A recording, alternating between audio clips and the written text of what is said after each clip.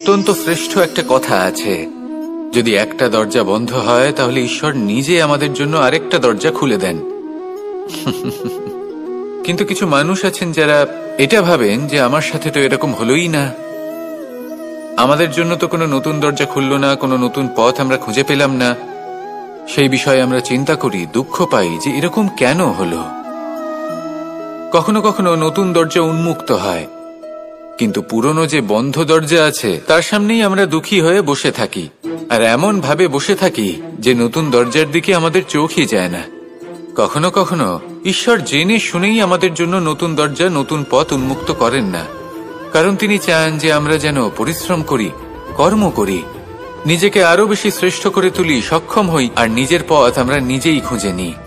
কখনো কখনো এমনও হয় যে ঈশ্বর চান যে আমরা যেন সেই পথে চলতে শুরু করে দিই। ভবিষ্যতে গিয়ে ঈশ্বর আমাদের সবকিছুই প্রদান করেন।